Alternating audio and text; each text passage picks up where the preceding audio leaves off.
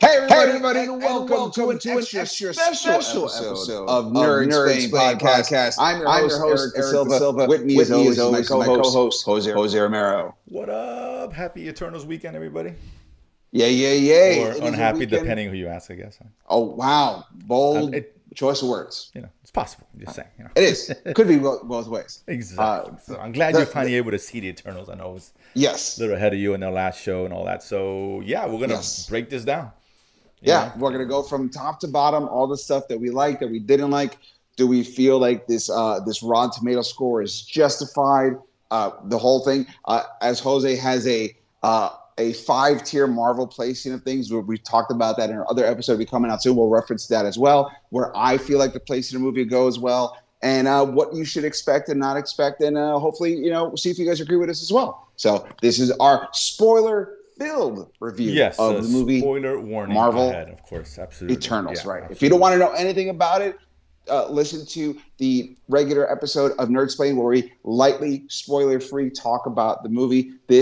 All cards are on the table. You've been warned. Exactly. So let's get on it, man. I mean, I know I'll share my thoughts first. Obviously, I did before, but I thought it was fine. I didn't agree with the 53% per se. I think I mentioned I was in the 60s, 65 if I were get a proper rating with the critics and all that. Sure. I enjoyed it. I gave it, I think, 6.5. I sat on it. And probably 6.5 is probably what I lean towards.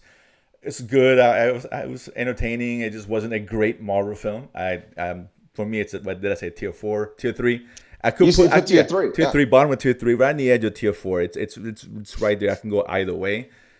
Well done. A lot of good things about it. It has its problems, and I'm sure we'll talk about it. But yeah, we mentioned before the show that the length was excessive. Right? 2.5 hours. Yes. It could have shaved 20, 30 minutes easy out of this film, make it more streamlined. I think the one thing we can both agree on is, like, much like some girls in porn, I feel like she's taking too much. Like, that is, like, really, that's going to hurt her. Like, pull back a little bit. She's only human. Poor thing. That's a fair point. Yes. Poor thing. Come on. That's it. Because it's 2 hours and a half, 2 hours and 40 minutes. Yeah, something like that. Yeah. It's around that rough. It's too long. And again, doesn't mean that it's bad, but it's a lot. But we'll get into it. Let's start from let's talk about the movie as a whole. If you don't know what Eternals is, the basic breakdown is that cosmically there are these eternal beings called the Eternals that have been spread out through the galaxy to protect planets with life on it from this species called the Deviants, which are basically like alien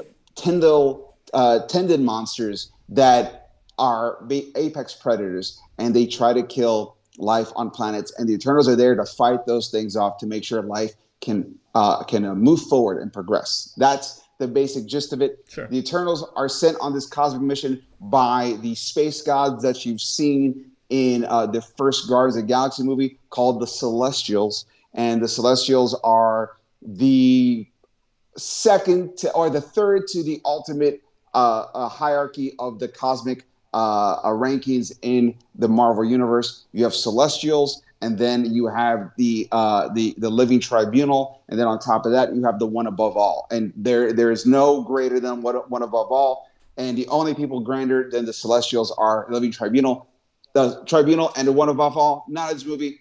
Celestials are referred to as the top.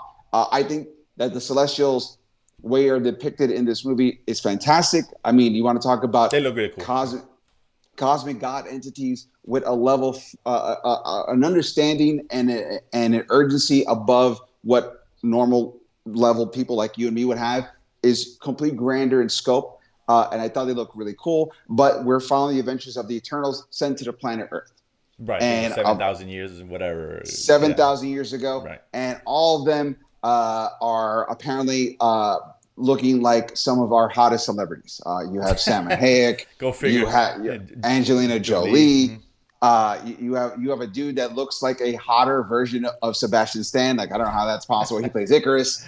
Not Kit Harington. Richard Madden, of course. Richard Madden. Robb Stark. Kit Harington is there as well. He is. Robb Stark. Right. Jon Snow and Robb Stark united again. Good to see him. Yeah, united again.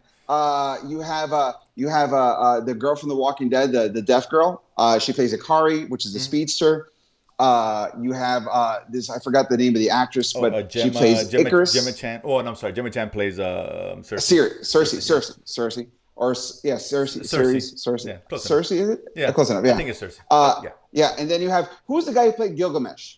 I forget his name, but yeah, I'll put it up now. Yeah, pull it up. Yeah. Because I literally had to tell someone recently, no, that's not Wong from Doctor Strange. Yeah, like some people, and I was like, are you really gonna be the racist? Like, You're no, gonna be look that like guy. no, Yeah, yeah, I you're gonna know. be that guy. Yeah, Like, calm it the doesn't fuck work. down. Yeah. But Yeah, Richard, Don Lee is Gilgamesh. Don Lee, Yeah, and he's great in it. yeah, he's good. I like him. And I really enjoyed him. Kumail Nanjiani was the other one. The dude who plays Fastos, who used to be on Atlanta, I forgot his name as well. He's great in that. Like I thought Henry. everyone, and the guy who plays Druig, which to me, that guy always reminds me of like who's the guy who's playing the Flash again in DC? Ezra Miller. Ezra Miller. I always felt like if you can't get Ezra Miller, you get the guy who played Druid. Like they're very interchangeable. Like they're so like I'm glad he's getting work because Ezra Miller is the Flash. So good for him.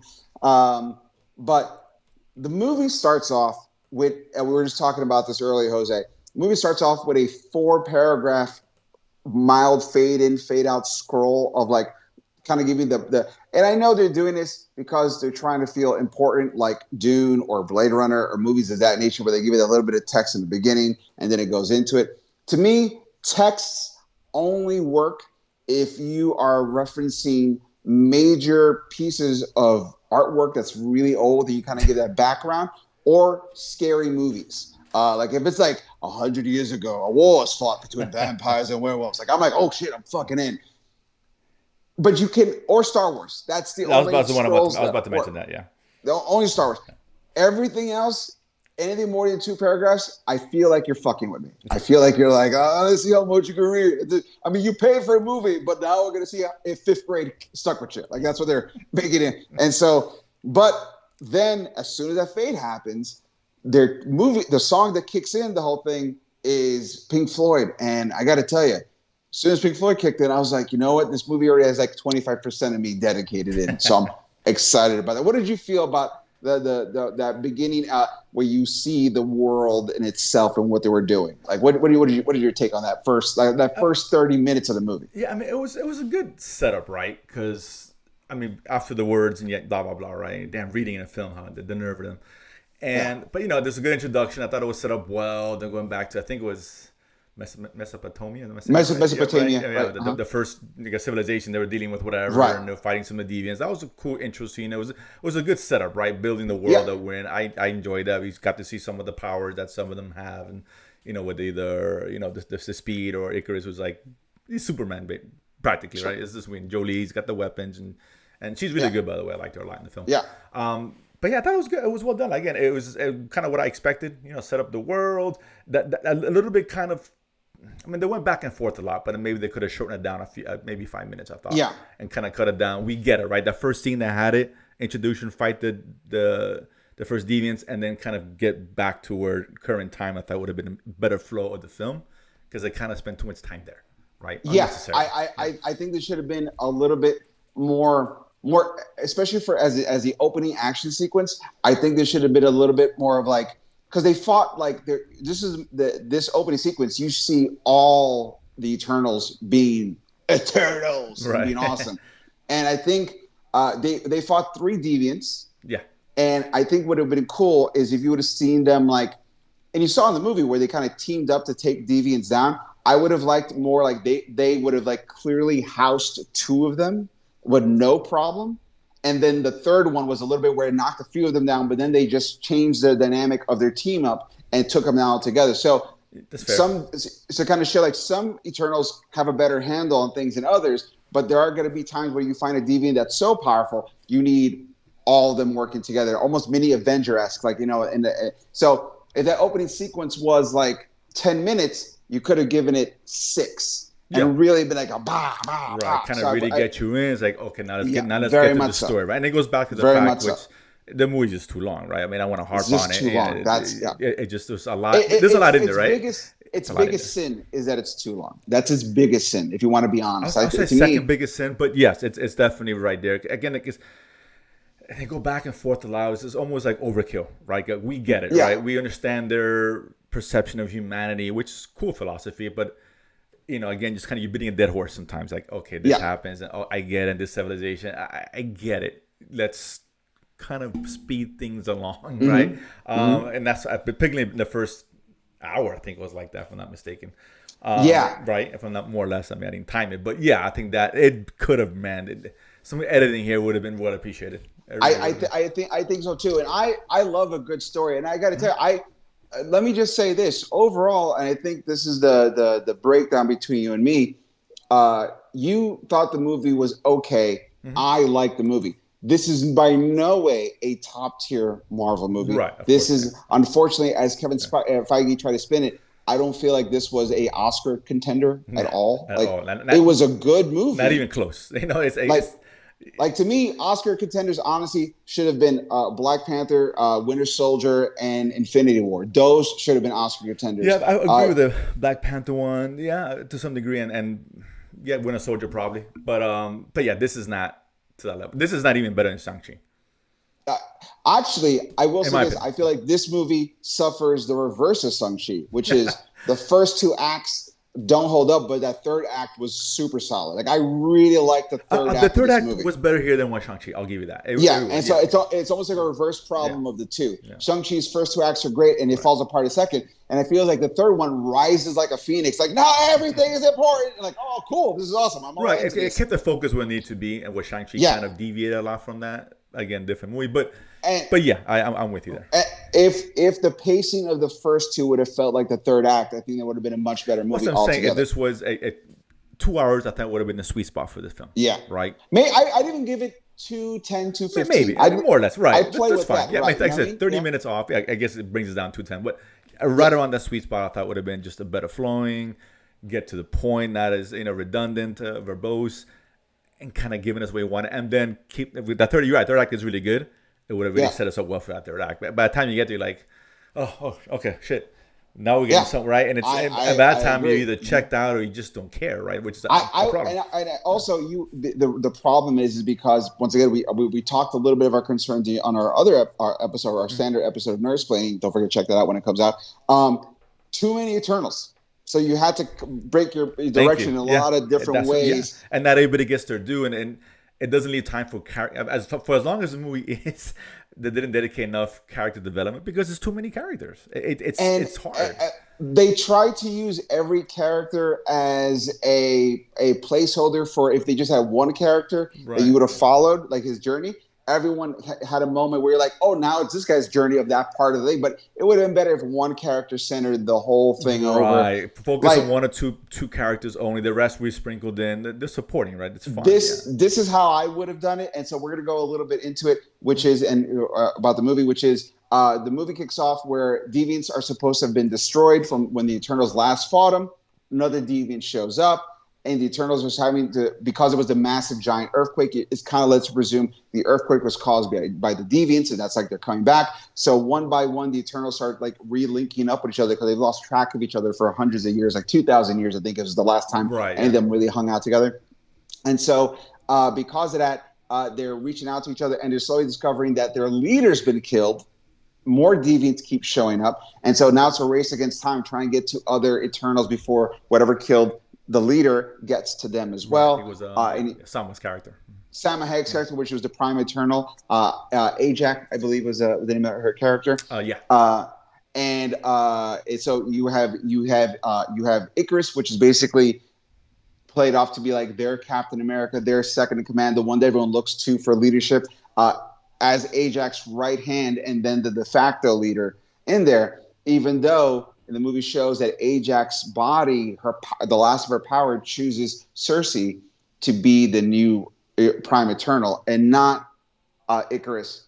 And so you're getting to a lot of characters. You've seen that some of them have been broken, like which I thought was really great. I loved Angelina Jolie's character as the greatest warrior in the group. Maybe not the strongest, but on fighting ability alone, like she's solid. And she suffered something called world weary, which is basically when your memories start to collapse into each other, and so it's almost like Alzheimer's Yeah, for Eternals. dementia. They get Dementia of it, very right? Yeah, aggressive. Yeah, yeah, yeah. very Yeah. aggressive, and like flashbacks to other things that no one knows what he's talking about. Mhm. And there's a lot of great clues. And then there's the so when the team starts getting together, that's when more deviants start getting together, and they finally get their last they get a Sam Hayes character, they get the Gilgamesh character, which in the comics becomes an Avenger, by the way. So I thought it was kind of like Oh, interesting. oh, that's cool, but unfortunately in this movie, spoiler guys, like I said, Gilgamesh dies during the second to last big battle while defending the rest of the Eternals. I got to tell you, as far as all the deaths go, that was the most heartbreaking one because Gilgamesh is played off as the most likable of all the Eternals. I would Like, agree with that. Yeah, yeah. but it is classic storytelling 101. The nicest character that people like is the one you have to murder to show people that that's the stakes. So as soon as I was like, this guy's really likable. Ah, fuck, they're gonna kill him, aren't they? And I was like, I saw it happening. Which is a problem. We'll get to that in a second as far as why that was. I get why they did it, but I think the movie suffered as a result because of it. But we'll get to that in a second. I agree. And so you show certain as they've gotten older, they start either breaking down or having disputes with each other. Like Druig believes humanity should prosper, but under peace at all costs, which you even have to take them over and quell their brains from time to time so they can be peaceful. That's better than letting humans make their own choices and fighting.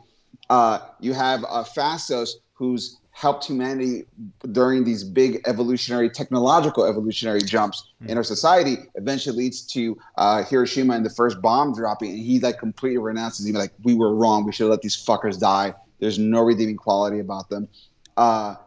Even Icarus, who had a 5,000 relationship with Cersei, leaves her because he had to go deal with shit. So there's a lot of like there's still beings with feelings and agencies, and so they change as they're exposed to certain things. And then when they're trying to, Cersei keeps trying to communicate with Aleph or Ameth, one of the Celestials, I love the fact that they presented him as this massive fucking face, and like she's like a little speck compared to him. Very cool. He finally reveals to her the secret of what Eternals are. They're not godlike beings from a planet called Olympia that are sent to protect planets. They are genetic robots created by the Eternals, because Eternals, the way Eternals are born is they put a thing called a celestial seed, or the way Celestials are born. They put a celestial seed in the planet, and it feeds off the creative energies of intelligent life forms. So once there's enough people on a planet and everyone is being creative, that is when a Celestial is ready to be born. And when he's born, he destroys the whole planet like a chicken coming out of an egg. But that Celestial, in turn, will help create galaxies and planets and star clusters for suns to be born. The sacrifice of a billion will create billions beyond that. Trillions, right. You kill a billion, but trillions are born afterwards. And then the best planets are chosen to create new Celestials, and life progresses. And so then the Eternals have to deal with the fact of like, oh my God, we're robots designed for basically keeping a kitchen coop alive, basically it. And they have to decide, like, are we more than this, or is this all we are? And are we gonna choose to be recycled once again to be sent to another planet to do this all over again, or do we choose who we are and make our stand now? That conversation, I fucking love that conversation. That was great. That was cool. Yeah, like I like that part. I really liked it. And as a comic book fan, I knew all about the Celestial Egg. Like, right, you were familiar with it, right? Gotcha. Yeah, so I was like, oh, cool. So they've changed the reasoning of Celestials here and there recently in Marvel Comics, but the fact they stuck with that, I was like, oh, cool. So Celestials are these gods, but they're kind of dicks. So I was very much on board with all that. And then there's the big plot twist where after they've discovered Salma Hayek's character died, after Gilgamesh's character dies, saving the rest of the Eternals, the big plot twist is that it's revealed that Icarus knew of the Celestial plan and is on board. He's on Team Celestial. Right, yeah. And that causes a rift where people either side with Icarus or just abandon the mission altogether. Like, I am not going to be involved with this shit. And so you went from this massive, like, 10-person cast down to like 6. And Then they concoct a plan, introducing this idea of what if the Celestials or the Eternals can use their powers together. You would then form this thing called a Unimind that can maybe quell a Celestial into like a coma, and that's their best option of how to stop the Celestial. Which is one of the coolest things in the comics is when the Eternals are faced with something they can't defeat or process the big enough idea to overcome it, they formed the Unimind. So I thought that was a really cool idea for you. Like, oh, that's how they choose Unimind. I like that aspect of it. I thought it was a lot of fun. But then there is that big fight where you realize Icarus is like, you're not going to do this. I'm Team Celestial. And then they have to fight Icarus, which is essentially their Superman analog. And that being said, the fight with Icarus, with the rest of the Eternals fighting him, that should have been the Superman fight in Justice League. Like, that shit looked way fucking cooler. The super speed that Ikari done was amazing. The Fastos tech, like, that should have been the stuff that Cyborg was doing. Like, there was, I was watching, I was like, this may not be the best Marvel movie, but it's hands down the best DC movie I've seen. So, and then because of that twist where you find out Icarus is, and also Icarus, because he's Team Celestial, he was responsible for Salma Hayek's death. Mm-hmm. And at the end, he has a choice of killing Cersei, the love of his life, or helping her stop the Celestial. And he's so overcome with his love for her and sort of like the guilt that what he's done, forsaking the only people he's ever cared about. He joins their Unimind. They stop the Celestial because while trying to form a Unimind, Cersei is able to connect the awakening of the Celestial as part of Unimind. So she co-ops the Celestial's own power and turns it into a giant piece of fucking ice rock stone thing. Yeah. Yeah. I couldn't tell if it was ice or if it was rock. Yeah, I wasn't sure. But yeah. But there's this great sequence where he's like literally coming out of the ocean because he's from the core of the planet. So you see his fingertips and like half his face is coming out. Like, that shit looked dope. I was like, and then when she turns into stone, it's still there forever. I'm like, this is great. Like, I love weird shit like that when like comic book battles leave lasting, unchangeable impact. I love shit like that. It's the reason why I love the Tick cartoon where Chairface Chippendale tried to write his name and he couldn't finish it. So he'll say Cha on all. Like, that's why Rick and Morty is great. So I love shit like this. No, it's really cool. So, and it was good to see Doctor Strange is still on vacation because he's never wants to show up to anything that happens. So fair enough. To be fair, that has nothing to do with magic. It's a global event. All right, fine. Possibly. The Avengers do not exist at this point. He was probably trying to fix the whole No Way Home situation. He's like, fuck, I got to deal with this first, and I'll beat that this, sure. and then Westbrook, and then I will do this. I got a lot of shit. to do with. Where's Venom? Goddammit! No, I'm just kidding. And Morbius. So, and then at the end of the movie, the Eternals are kind of going their way. Some of the Eternals go off planet looking for the rest of the Eternals that they know exist throughout the cosmos to give them the truth. Other Eternals go back to their human lives as much as they can. One Eternal, a sprite, becomes human, which is a great. How do you deal with a kid character that's supposed to live forever? You turn her human at the end, so it explains why she's aging. Like, that's great. Like, I thought that was a super fun cheat to something that's always been a problem. Like, oh man, this is supposed to be a super young character that never ages. How do you keep them young forever without having to de-age them every fucking movie? Make them human. It's great. Oh, yeah. Super excited about that. So with all that being said, you said your overall rating would be more of like a 65 if you're being best. Yeah. I would say this is nowhere. Like, usually if I like a movie but it's not the best, I give it like a 7.5 or an 8. I'm very generous. I feel like this movie is perpetually on a line of like a 6.9 to a 7. Okay, I think that's what I guessed. I was thinking 7.5. Yeah, it's a little bit more than yours. And like I said, maybe it's because of Pink Floyd put it a little extra higher for me. Yeah, I can live with that. but like I said, the movie was too long. If you would have made it either a shorter cast, or the way I would have done it is, I would have established that when they found Salma Hayek's character, she was dead, but it looked like she was not killed by a deviant, even though there'd be like deviant stuff around. Right. I would have liked it if they made it look like they knew an Eternal had killed her. Right. That you're right. So, that would have been more of an interesting That would have been a dynamic much with the more. group, right? I think, yeah. And then you would have framed Druid because Druid came off was framed as a dick in the very like Yeah. most of the movie until he kind of showed his nice side at the end. You would have framed him as like, oh, this is clearly the guy who killed her, and then the reveal being Icarus again, it would have hit a lot harder Right. And I because think, yeah, you're right about that, actually. they flirted with the subtlety of it. But I'm like, for this kind of movie, you got to be like, oh shit, it's a whodunit murder mystery. Right. And I think that On a would have, time, yeah, that the interactions would have meant more, them trying to figure it yeah, out, and because nobody would have the trusted each other, but they distrust. needed each other. Like that would have been a Yeah. really Yeah. a nicer framing device for the Right. whole thing. For me, No, but yeah, that's a fair point. I didn't think about that, but you're right. and that's why, like to me, I can see the better version of the movie clearly there, just with these small little changes. Oh Things. yeah, And there's definitely a better version of this film. and you said, but you had an issue with the Gilgamesh death scene. What was Yeah, that about? because I mean, not that he was an incredible character, but he was probably my favorite character out of all of them. Right? He was the most represented that hero-esque kind of figure. Right? He was very likable. He sacrificed himself. That's what you want to see from a hero, right? Essentially.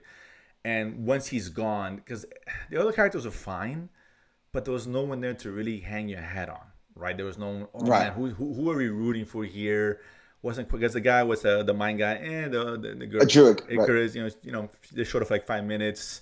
It definitely wasn't Sprite. Even Cersei, she was fine, but nothing like she inspires anything, right? She just kind of going Right, with the flow. So there's no, Iron Man, there's no Captain America, there's no Thor, those guys who you right. latch onto, say, yeah, I wanna, and you want to see more of them later. He was the Mm-hmm. closest one. He wasn't there either, but I'm saying he was the closest one there. So when we take him away, it's like, damn, okay, but who's left, right? Like, okay, and then you just kind of like just going through the motions, right? I'll tell you Which what. was saved by a good third act. Right. But if the third act wouldn't have I been great, think it would have been even worse, I thought. I think the only characters that got close to where Gilgamesh was Fastos and Ikari, the deaf speedster, Yeah, she was. and They just didn't have enough. I think she would have been great, but I there think she wasn't would have enough been of her. real. Right, they didn't dive in. And she was gone for. I mean, Yeah, and that's the problem with the movie where they spend so much time, finding each other. Right, they're all separated. I mean, they could have gone to the point quicker. Right, they went to one I mean, character. look, There's more there. Then they go to see this look guy. what they did with It's Ikari. a They just lot. went to the spaceship, and she was in there just reading, waiting Right, for she them. was I'm just. like you just saved all that. Like, if you could have done that for her, you should have done that for at least a third And of that's that. what I'm saying. So you spend a lot of time Yeah, and that's it dragged the movie down. It goes back to the pacing and the shaving right. off 30 minutes. But she could have been a contender. She just didn't give enough of her. It just, it is what it is. And again, and was it fast? Fastos. He was the only one I mentioned to you in the non-spoiler stuff. He was the only one that had a real human connection, a connection to Right. humanity, right? Because his husband Well, and the Kim kid. Ajari, he had. I think it's Birch's fucking name right Yeah, now. that's fine. Uh, Kind but of, but he was. I mean, he, he was just the he was. I liked him. He was funny. great comedic Yeah, relief. but he's comic relief, right? So you don't Right. you don't take him And, seriously. and you're right. He did have a cool like Hami Kameha kind of fucking. Yeah, Ryu. Are you looking? Yeah, I like that as yeah. well. But I also feel like he totally like him giving. He didn't even. He wasn't even part of the third act. Right, It was like a bummer. right. So, yeah, I mean, like I thought he was gonna come back. So I said, things were just kind of weird. That's what happens when you have so many characters. Yeah. It's just like, man, it's something you need to think this through. Is like because you're right, there is a great film in here, right? Most of the times there's a great film. Even Shang-Chi, which we really, really liked, wasn't great, right? It could have been, if not for the damn third act. This one here is just, man, if they give us 5 characters, right? Maybe Icarus, Cersei, Jolie, maybe 5 to 6, maybe 6. I say this. You have to have Icarus. You have to have Cersei. Right, of course.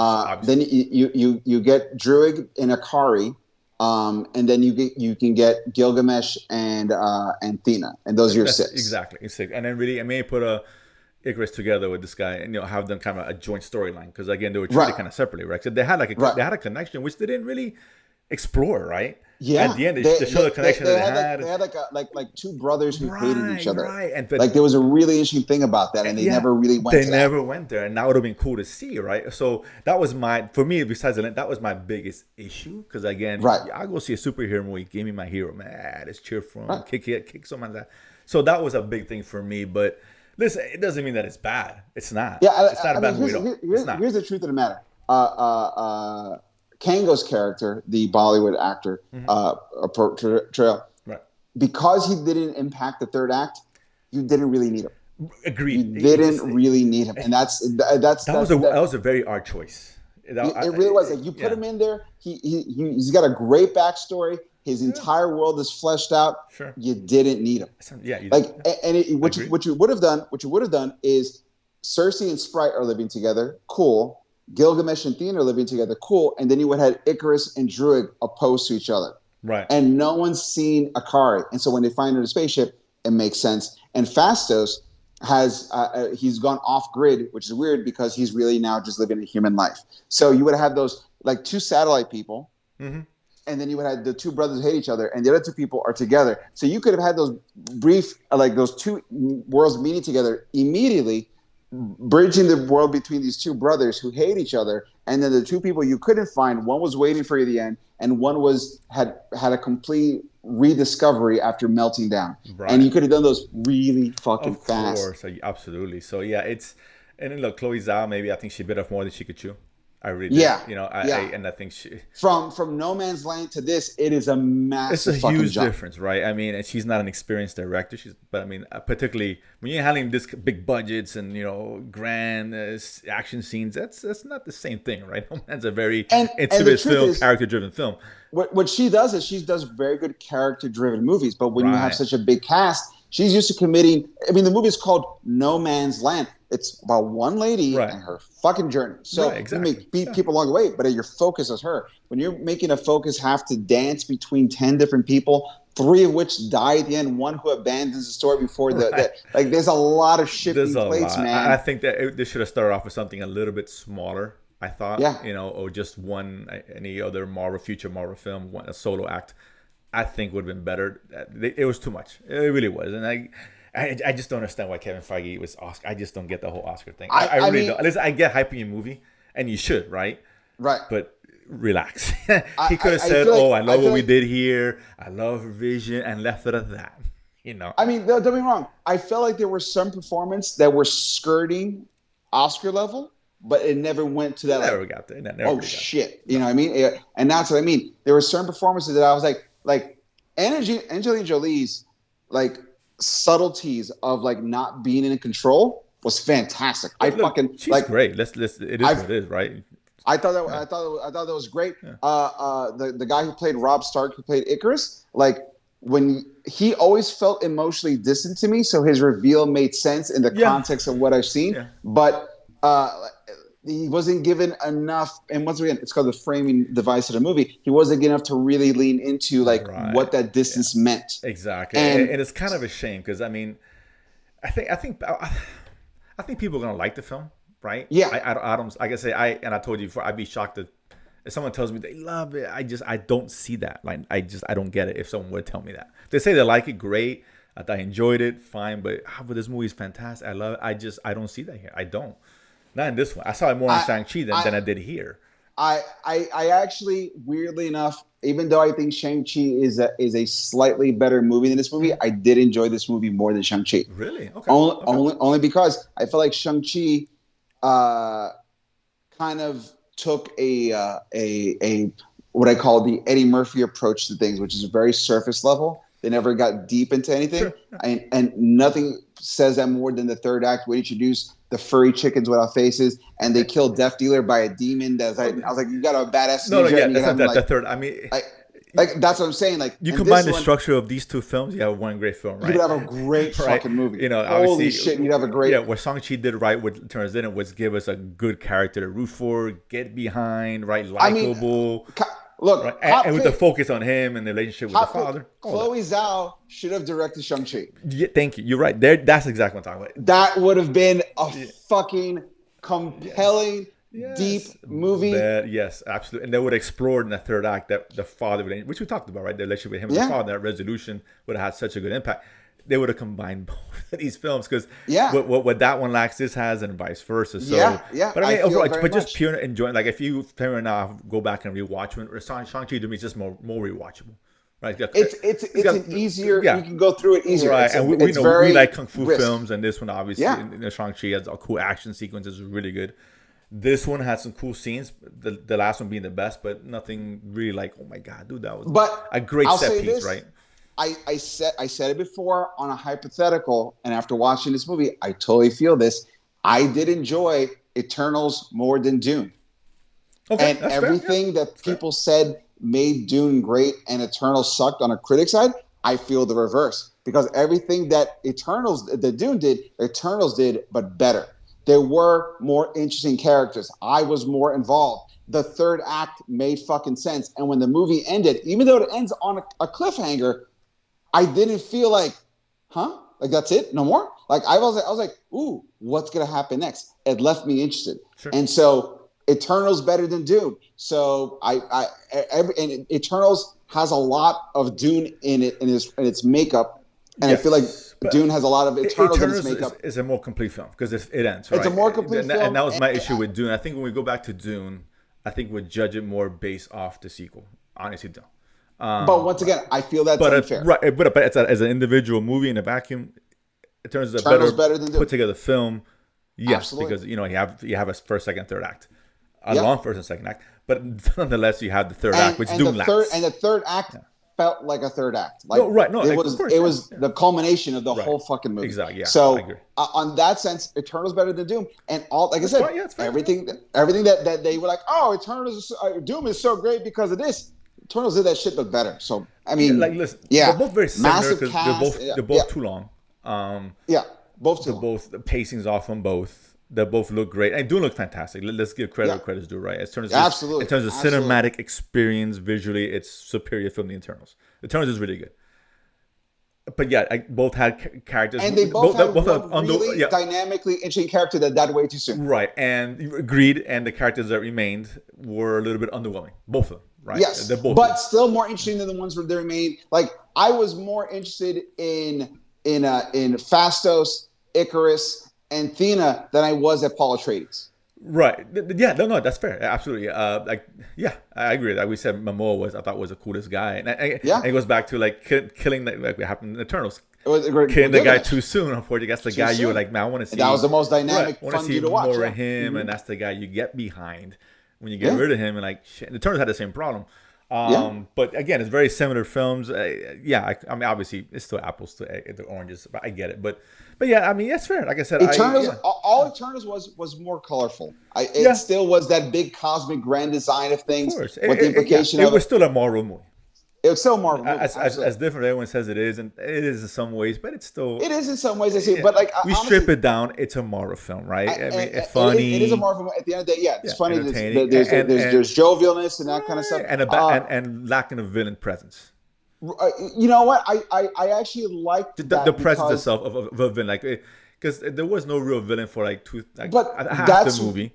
That's the one thing I liked is because most Marvel movies there is a clear-cut villain, and so it's man versus man. And if you know, there's three types of structures: man versus man versus nature, like the world around him, and man versus himself. And this was man versus nature. And I really, like I said, the idea behind it and the implications of like what does it mean to be you was really fucking interesting. And I think they could have supported that if they would have gotten rid of the deviant villain, just keep deviants as just generic. I thought they could have hammered that point more. But then but they turned the focus more on him. And what if I would have gone this, kept a deviant in the past, but when you framed it as a whodunit, not being sure if the deviants had come back or if it was an Eternal that killed Ajax. So the illusion of like, could there be more deviants? Yeah, no, exactly. But when you present, then I agree with you. So when they present it, now you have it takes away from. Okay, now I mean that was what the villains they were presenting, right? Right. It just I thought they could have just cut that out. Or if it was just the one deviant left, the one that got away, exactly, something like that. Right. And it kept it kind of in the background. It's there, but the story is still on this, whodunit kind of thing. Yeah, that would have worked a lot better. So again. But whatever. I mean, listen. It's not. It's like I think what you said 6.5, 6.97, whatever. I think that's a fair number.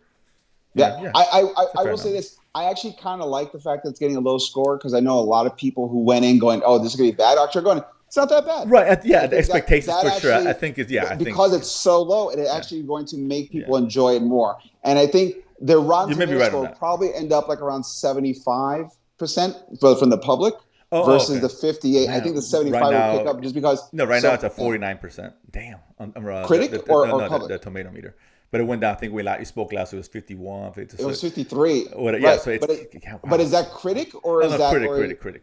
What Yeah. is the public review on that? Audience 25 ratings as 84.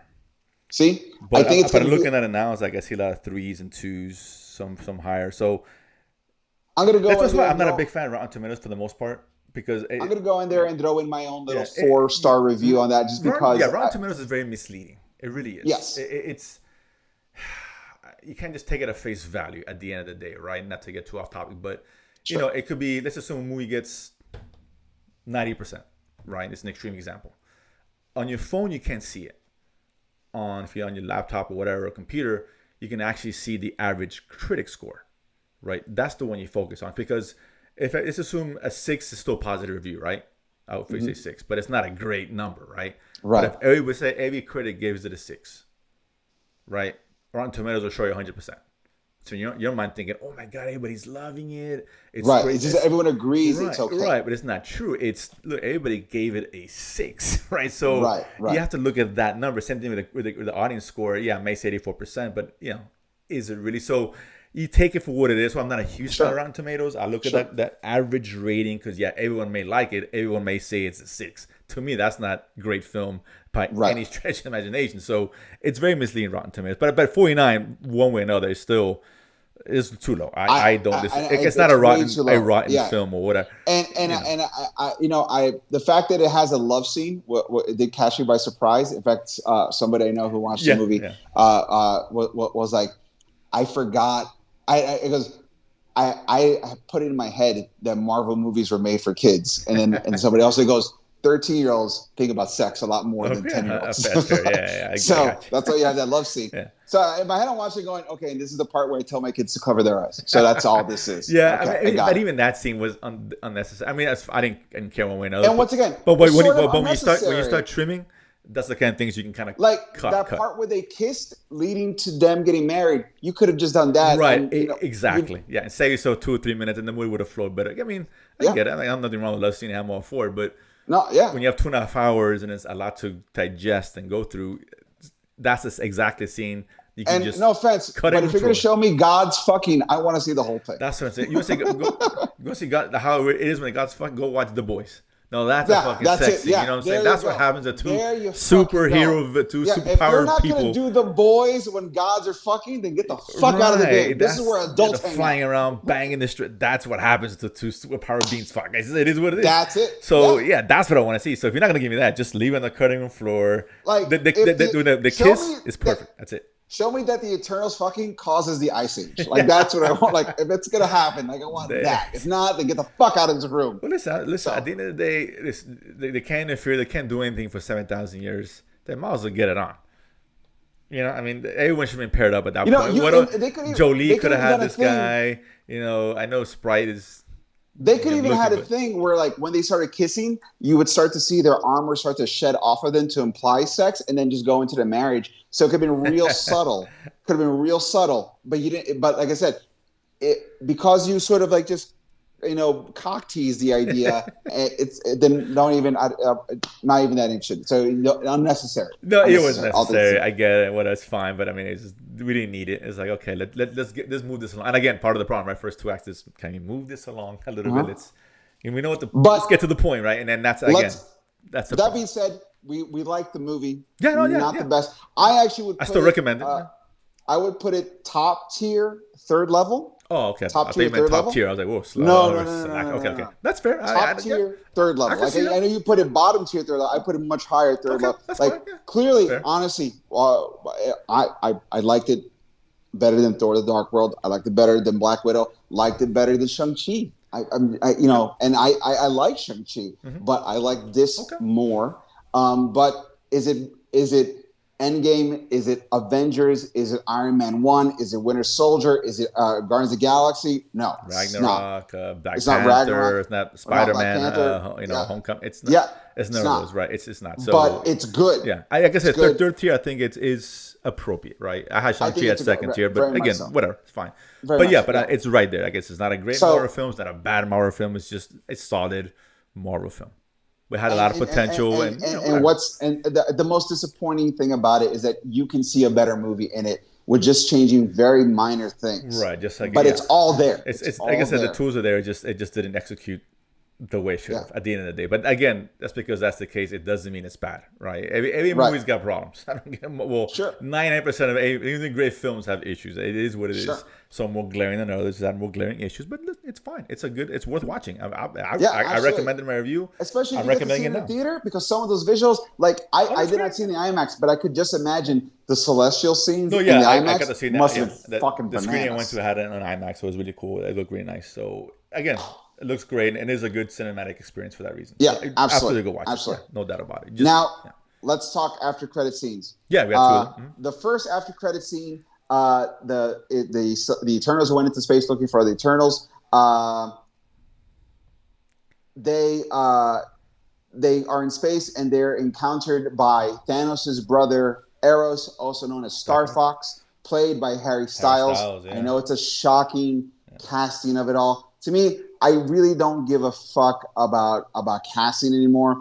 I mean, it matters. You want someone who's good. I mean, well, obviously, yeah. but I'm like, because of Marvel's pedigree of being able to pick sometimes out of the box, and not in Marvel, but most movies, sometimes when you pick somebody out of the box, like Michael Keaton's Batman or Heath Ledger's the Joker, or even at the time, Robert Pattinson was not a Robert popular Pattinson choice. as Batman. Sorry. That was a controversial choice. And look, Harry Styles has some experience. I mean, he was in Dunkirk. We're talking about a Chris Nolan film. Yeah. So, he's not like he's coming off the street and, all that. So I'm okay with it. I don't care. Do a good job. Just do good. Because here's the thing. Star Fox is supposed to be a handsome dude who's just about, like, doing the good thing if it doesn't inconvenience him and getting laid whenever he can. Kind of Harry Styles. Great philosophy. I can't argue that philosophy. So, I mean, listen, it wasn't even a controversial. It was more like, wow, you really hit this one on the fucking nose. Yeah. Because the only other option is George Clooney. He's way too old. So to me, this makes better sense. No, yeah, it's fine. I was fine with it, yeah. And his little sidekick, Pip the Troll, which is a big mainstay character in the cosmic Marvel universe. Funny side note, when what's his name from Game of Thrones got cast in Marvel movies, and it turns out that he was the cosmic dwarf that made weapons for the Asgardians. Oh, right. No one knew. I forgot his name right now. Peter Dinklage.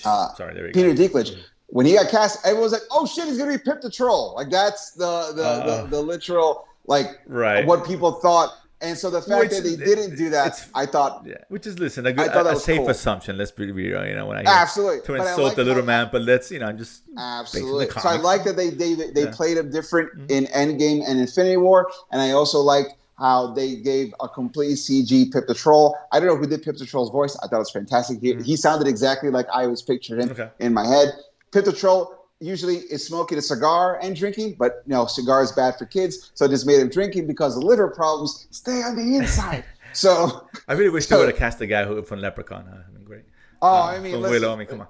I mean, it's too old. He can't handle the booziness anymore. It's just not going to work out for him. So I thought it was fantastic, and I liked what could lead into that. And then at the end, you had Dane Whitman, played by Kit Harington, seeing the Ebony Blade, which is referred to in the movie. When Thena's practicing the sword, is that the Ebony Blade? No, it's Excalibur. So you already know the Ebony Blade is almost referred to a little higher than Excalibur because you thought like, oh, if she's practicing, she's probably using this blade. And then you hear someone's voice going, I only saw it one time, but it says something to the effect of like, are you ready for that? Or I wouldn't touch that if I was you. Yeah, and I couldn't recognize the voice, so I don't know. I couldn't place it. So, but I couldn't recognize the voice. It was a bass voice. It was a deep bass voice. And so I thought it's either Samuel Jackson and S.H.I.E.L.D. or Mahershala Ali Blade. Yeah, I know that there is they were in the comics together, right? And right. Well, because the Ebony Blade is a mythical, magical sword, and Blade deals with the mythical, magical, but also S.H.I.E.L.D. deals with super-powered items. So it makes sense. And I thought both. If you didn't know anything about this, hopefully this explains to you. They're really good, fun Easter eggs for nerds like me, knowing the implication, what's going to happen next. Because Black Knight was an Avenger, right? Black Knight is totally an Avenger. Yeah. Absolutely. In the comics, anyway. So, but you're right. In the comics, right? But he's gonna. We were bringing him in there. You're setting him up to be an Avenger. He's probably going to be more of a Scarlet Witch Iron War Machine level Avenger, Right. kind of thing. Correct. Yes. But that means Disney Plus. That's all that means. Yeah. But Yeah. like, I see. Yeah. That's exactly what I was yeah, going to tell yeah. you. That seemed like a Disney Plus kind of But show. I will say one last thing. Because of the technologies that the Eternals were using based on celestial design. Hot take, the Mandarin rings are celestial weapons, and the creature who lies in darkness is a deviant. You might be right about that. I had a friend who told me this was mentioning the same thing. I'm like, okay, that's so you're gonna tie some of this stuff in, right? So Yeah. as soon as I saw the technology being very circular and being Yes. older than I Yeah. was like, oh fuck, it's That celestial. yes, thank you. That's Yeah. so cool. Yeah. Which is why And of which is course, why the end of Shang-Chi at the end credit they couldn't figure out what it was. They were trying to what is it? exactly. It's something we never seen or material unfamiliar with, whatever it was that they talked about. But that will make sense. And because of that as well, it explains why the lurker in darkness was these like monstrous sort of thing. It's because it is a deviant, because deviants are apex monster predators Right. who, and these could be like the highest form of deviant who's like not only eating people, but like sucking their souls and that kind of stuff. So to me, I was just like, oh shit, this is great. Like I got more excited, and maybe it's because I started realizing this connection more towards the third act, and that's why I liked it so much. That there is a connection between Eternal and Shang-Chi specifically, and I thought it played really well. So hot take, could be wrong, but Shang-Chi's rings connected to Celestial Tech. Yeah. And So yeah. One last question before you sign off. Sure. Because I was talking to a friend of mine who's like you, very in deep in the lore. Because we're talking about like what does this movie fit in the grand scheme of things with the Marvel plans, right? Because it's obviously this whole celestial thing is more cosmic, so we're looking at aligning with Thor, next upcoming Guardians, whatever. Right. But the focus now is obviously on the multiverse, right? So he strongly believes. I think I'll agree with him that I think this whole multiverse is setting up is really just going to be over and done with by the time we get Doctor Strange. Like I don't, it's not something they're going to remain open or explore. I disagree. Beyond that, but as you were saying, because I think they're trying to move more towards the celestial stuff. I think that's why they're setting this stuff up now with Shang-Chi. The celestial stuff will continue to lead into the culmination of the multiverse, which will be Secret Wars. Maybe again that's but I get it. Because I guess I don't know how deep they want to go in there because it's a lot. It's a lot for you got celestial stuff and you got multiverse. It's a lot to digest. That's why they're not giving you the end result now. I don't think it's going to be done by Doctor Strange. I think Doctor Strange will establish the new status quo that'll last like another 2 or 3 movies, like of the bigger idea movies, and then it's gonna the Celestials, and because the Secret Wars that happened recently, which is when the universe, the multiverse, was coming to an end, and so Doctor Doom had to take in the powers of the Beyonders and the Molecule Men to basically take the pieces of the multiverse that he could and create one single like puzzle piece mashed universe together and became God King Doom. That comes after the fact that as multiverses die, everything that stood in protection of that universe failed, including the Celestials. So what better way to show you how dangerous a multiverse is than when the Celestials fail? Right. It's a good point. And it's like I said, it's just one of those things where like, let's see. I'm curious. I think you establish a stake like, oh, this is the end all be all for this universe. And when they fall because of the multiverse, you're like, holy shit. Because that's what in the comics, that's what they did. They found the bodies of like dead Celestials and the dead living tribunal. And that's how they knew like these guys couldn't stop the fall of the multiverse. We're all fucked. Like, and that's how. So to me, what better way to show how dangerous it is by showing the apex and they fell. Gotcha. So to me, multiverse is still in play. Multiverse way more dangerous than the Celestials. Celestials are putting as a benchmarker of like how dangerous it's going to be. Which is fair again, yeah. So it's a curious question where they go from now on, right? Because now they introduce this element, where we're going with this. So I'm kind of curious how they do it. So, but that being said, yeah, I mean I think that's a pretty extensive look into Eternals there. I overall good movie. Watch it. Let us know if you liked it more or less. But I guarantee you, I can't see it. Like you said, I can't see anybody walking out of this movie saying this is the best movie ever. I also cannot legitimately see someone watching the movie come and goes, this is the worst Marvel movie ever. Because both of those are not true. They're not true, right? It's somewhere in the middle. The ethereal middle, right? And I would be like, okay, that which makes sense to me. Okay, yeah. As a movie nerd, as a comic book nerd, and you as a movie nerd, we see that our sensibilities fall a little bit in the middle, but they orbit each other very easily. And I think most people will find it probably closer to me than to you because most people are not big movie buffs, but they just like I said, because I went in with such low expectations, I feel it's actually going to benefit the movie in the long run. And you're probably right about that. I think. Yeah. So, I'm kind of but curious how guys, it does, but yeah. Let us know, what do you think? Don't forget to follow us. Leave your comments below when you see the video on YouTube. Don't forget to click like and subscribe. You can follow us on Twitter at Nerdsplaining Pod _ follow us on Instagram at Nerdsplaining Pod. Don't forget, you can see all the audio episodes that we originally did on ericdasilva.com. And our new episode will be coming as well, where we talk spoiler free about Eternals, plus all the nerd stuff that's out there. Big emphasis on Doom Patrol, which is great. You should be watching that as well. And guys, that has been the show. My name is Eric Da Silva. This has been Jose Romero. We have been Nerdsplaining. And if you don't know, now you know. Peace.